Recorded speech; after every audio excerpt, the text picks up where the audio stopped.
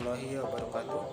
Perkenalkan, nama saya Cendiran Dimana dengan NIM 2121047. Saya dari Prodi Pendidikan Bahasa dan Sastra Indonesia kelas B1 non-reguler. Pada kesempatan kali ini saya akan mempresentasikan Pancasila sebagai sumber. Pancasila sebagai pedoman bangsa Indonesia. Suatu pegangan bangsa Indonesia yang membuat berbagai kontribusi atau perbuatan yang telah kehidupan masyarakat Indonesia yang adil dan makmur. Sebagai sumber dari segala sumber hukum di Indonesia, maka Pancasila merupakan pijakan yang melandasi segala peraturan yang dibuat. Artinya bahwa segala peraturan yang ada di Indonesia harus sesuai dengan nilai-nilai hukum Pancasila dan tidak boleh bertentangan dengan Pancasila.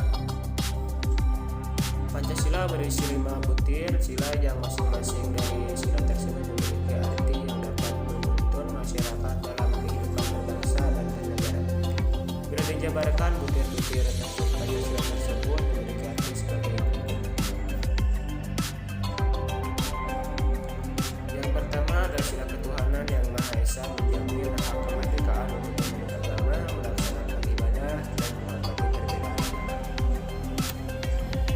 Yang kedua ada sila kemanusiaan yang adil dan beradab, menempatkan hak setiap warga negara pada kedudukan yang sama dalam hukum serta memiliki kewajiban dan hak-hak yang sama untuk mendapat jaminan dan perlindungan berundang-undang. Yang ketiga yaitu ada sila persatuan Indonesia, mengamanatkan adanya unsur pemersatu di antara warga negara dengan semangat rela berkorban dan menempatkan kepentingan bangsa dan negara di atas kepentingan pribadi atau golongan.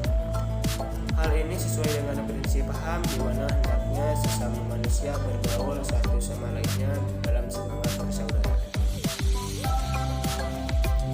Yang keempat ada sila kerakyatan yang dibina oleh hikmah kebijaksanaan dalam kemusyawaratan perwakilan, dicerminkan dalam kehidupan pemerintahan, bernegara dan bermasyarakat yang demokratis, menghargai hak setiap warga negara untuk bersuara, dipakat, dan dilakukan tanpa adanya tekanan, paksaan ataupun intervensi yang membelenggu hak-hak partisipasi masyarakat.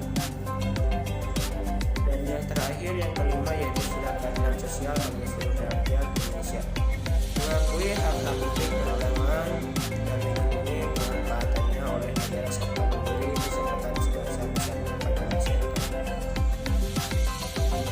Dari penjelasan butir-butir sila di atas, dalam sila kedua dapat dijabarkan bahwa negara menjamin hak setiap warga negara pada kedudukan yang sama dalam hukum serta memiliki kewajiban dan hak-hak yang sama untuk mendapat jaminan dan perlindungan undang-undang, termasuk hak warga negara untuk mendapatkan penetapan penggantian jenis kelaminnya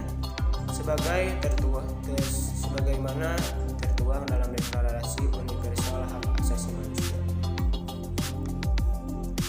Setiap orang berhak atas semua hak dan kebebasan yang tercantum dalam deklarasi ini, dengan tidak ada pengecualian apapun, seperti perbedaan ras, warna kulit, jenis kelamin, bahasa, agama, politik atau perdagangan lain, asal-usul kebangsaan atau kemasyarakatan, hak milik, kelahiran maupun kedudukan lain. Selanjutnya tidak akan diadakan pembedaan atas dasar kedudukan politik, hukum atau kedudukan internasional, dari bernegara atau daerah, dari nama seseorang berasal, baik dari negara yang merdeka yang berbentuk wilayah berwalian, jajahan atau berada di bawah batasan kedaulatan yang lain.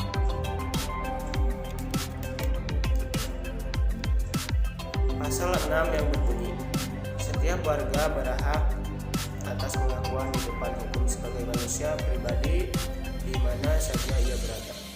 Dengan demikian, secara hukum penetapan penggantian jenis kelamin termasuk hak asasi manusia yang melekat pada setiap dari manusia dan harus dilindungi oleh negara. Dalam kandungan Undang-Undang Dasar Republik Indonesia, hak asasi manusia tertuang dalam pasal 28A, 28J secara umum penetapan penggantian jenis kelamin diatur di dalam pasal 28D ayat 1 Undang-Undang 1945 yang berbunyi setiap orang berhak atas pengakuan, jaminan, perlindungan, dan